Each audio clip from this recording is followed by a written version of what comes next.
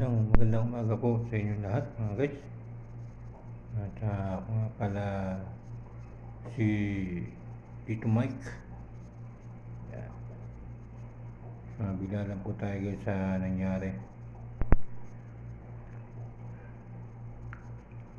Kaya yung batang kargador na si Dave.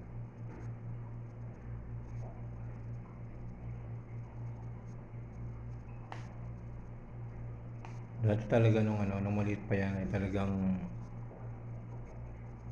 bata na yan ay nung nakita yan ni Sir Tekram ay iyakin po yan. Ngayong lumaki na, ngayong naging maganda na yung buhay ay naging mayabang na po siya. Yan ang napapansin ko sa kanya. Hindi siya marunong magpahalaga sa mga tumutulong sa kanya. Diba?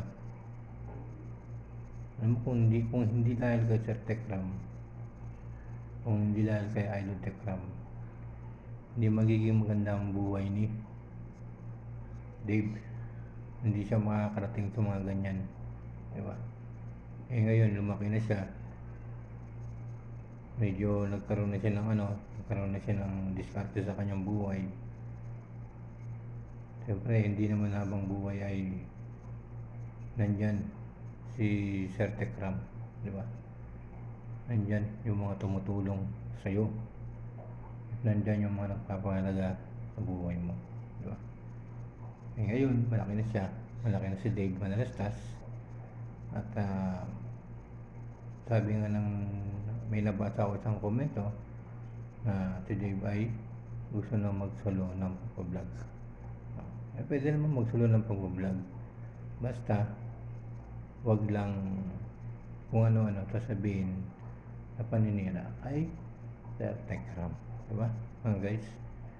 Ganyan po guys dapat kapag tinutulungan, pag may tumutulong sa atin, may tumutulong sa inyo, dapat ay pahalagahan, no? Hindi yung ikaw pa yung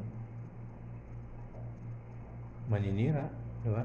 Ikaw pa yung magalit. Napakapangit itong ginawa ni Dave nung batang kargador na bata pa lang ay nagtatrabaho na umagat gabi, diba? Tapos nung kinausap din yan tinanong din yan ni Sir Tekram yung mga maling dapat hindi gawin ni Dave. Sabi ni Dave, nung maliit pa, sabi niya wag daw magiging mayabang. Wag daw magiging mayabang, maging mabait. Pero nung maliit pa yun si Dave.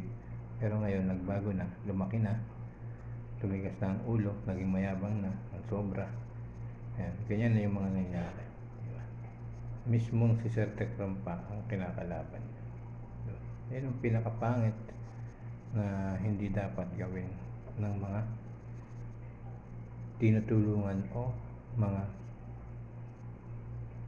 binibigyan pansin ng mga vlogger katulad ni Sir Tekram. Sana maging aral po ito sa lahat ng mga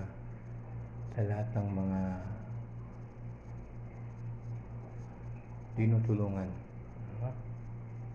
At sa lahat ng mga nagbablog. At sana maging aral na hindi habang panahon na kapag may tinulungan ka ay patuloy siyang magiging mabait. Kaya dapat tansya lang. Maraming salamat po sa inyo lahat, no? Huwag niyo pong kalimutan, suportahan po natin si Tekram. Yan po yung kanyang pangalan sa Facebook, Tekram. At pwede rin pong Tekram Vlogs. Yan, i-search nyo lang po sa YouTube, makikita nyo po yan at lalabas na po yan mga guys. Maraming salamat po sa lahat sa inyo, no? Huwag po tayong matitigas ang ulo kapag huwag din po tayo magbabago kapag kung ano yung pinakita natin sa isang tao at tumutulong, huwag po natin babaguhin. Dapat ay tuloy-tuloy, no? Pasalamat sa sa mga tumutulong. Yan lang po. Thank you so much.